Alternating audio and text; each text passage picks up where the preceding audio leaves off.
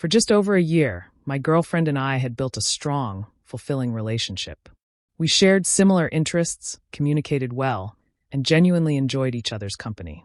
A few months ago, we decided it was time for our first real vacation together. Not an extravagant getaway, just a simple week at a beach resort a few hours away. We were both excited to take a break from routine and spend some uninterrupted quality time together. 2 weeks before our departure, my girlfriend called me, her voice hesitant. She explained that during her weekly dinner with her parents, she had mentioned our upcoming trip. Almost immediately, they had invited themselves along. Apparently, they had always wanted to visit this particular beach town and saw this as the perfect opportunity for a family vacation. She admitted that she hadn't been able to say no to them. I was disappointed. This trip was meant to be something special, just the two of us. But I tried to be understanding. I had met her parents several times before. While they were always polite, they had a way of hovering over her that unsettled me. They called her constantly, showed up at her apartment unannounced, and frequently offered unsolicited advice. She laughed it off, insisting they were just being caring parents, but it always felt like something more, something suffocating.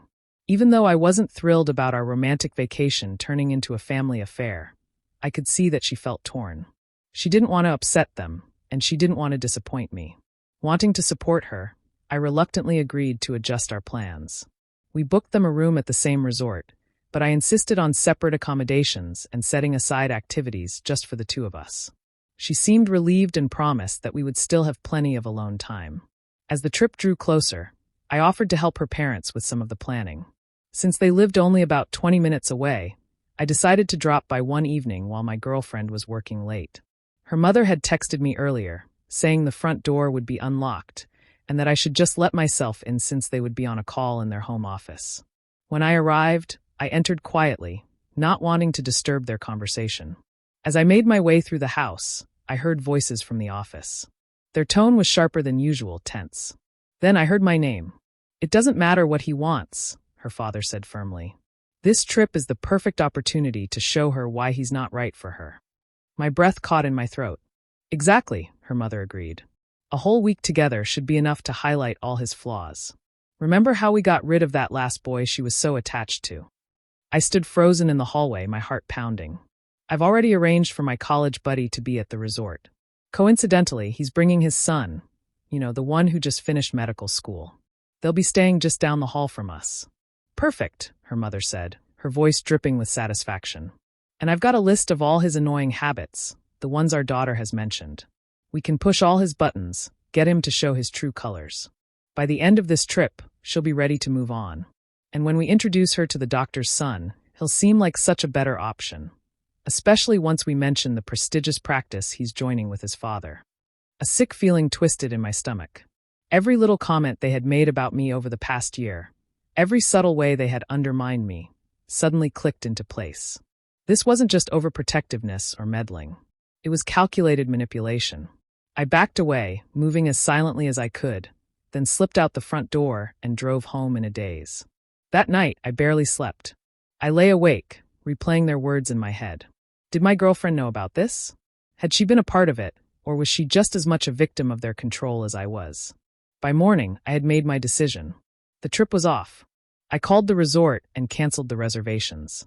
Then I texted my girlfriend, asking her to come over after work. We needed to talk. When she arrived, I could see the worry in her eyes. "I went to your parents' house yesterday," I said, watching her carefully.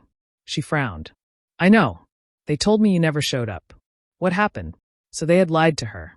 That gave me a small measure of hope. "I did show up," I said slowly. "The door was unlocked, just like your mom said it would be. But when I got there, I overheard them talking in the office." Her expression shifted from confusion to concern. "What did you hear?" I took a deep breath. "Everything. Their plan to sabotage our relationship. The setup with the doctor's son. The list of my annoying habits they were going to use against me." As I spoke, I searched her face for any sign of recognition, any indication that she already knew. Because if she had known, if she had been complicit, then everything we had built together would be a lie. As I spoke, I watched my girlfriend's expression shift, first to shock, then to disbelief, and finally to something closer to anger. Her face went pale before flushing red. "That's impossible," she said, but her voice lacked conviction. I wish it were, I replied, my tone steady. But I know what I heard. She sat in stunned silence, her fingers gripping the edge of the couch. Maybe you misunderstood. Maybe it was a joke, or... It wasn't a joke, I interrupted gently. And I think deep down you know that. Tears welled up in her eyes. She looked away, shaking her head as if trying to make sense of it. They've always been overprotective. But this... Her voice trailed off. I hesitated before asking the next question. But I had to know. Has this happened before? Her silence spoke volumes. Then, finally, she exhaled shakily and whispered, My last serious boyfriend before you. We went on a weekend trip with my parents. Everything seemed fine, but when we got back, he suddenly broke things off. Said he couldn't see a future with me because of family dynamics. She swallowed hard. I was devastated. The pieces clicked into place, each one falling with a sickening certainty. Let me guess, I said carefully. Not long after, they introduced you to someone they approved of? She nodded miserably. A family friend's son. My parents pushed me toward him. We dated for a few months, but there was no real connection. I was still heartbroken over my ex, and honestly, I felt trapped. We talked for hours that night, peeling back layer after layer of her parents' influence. It became clear that their control had seeped into every part of her life. What college she attended, what major she chose, even where she lived after graduation. Their interference was so deeply ingrained that she had never fully recognized how unnatural it was. What do you want to do? I finally asked. She wiped her tears away, taking a steadying breath. I need to confront them. And I need to decide what kind of relationship I want with them moving forward. She hesitated for a moment, then looked at me with quiet determination. But first, do you still want to go on vacation? Just us. Somewhere different. I wished I could say yes, that we could just escape and pretend none of this had happened. But I couldn't. I think we need to figure this out before we go anywhere together, I admitted. Your parents' behavior, it's made me question a lot of things, including where our relationship is heading. Her face fell, but she nodded. I understand. And I'm so sorry about all of this. The following weeks were difficult. She confronted her parents, who initially denied everything. But when she repeated the specific details I had overheard, the plan with the doctor's son, the list of my so-called flaws, their denial cracked. Their defense shifted from denial to justification. They weren't sabotaging her relationships, they insisted. They were protecting her. They knew what was best for her. She didn't accept it this time. Determined to reclaim her independence, she moved out of the apartment they had been partially subsidizing and into a place she could afford entirely on her own. She started seeing a therapist to unpack years of manipulation and control.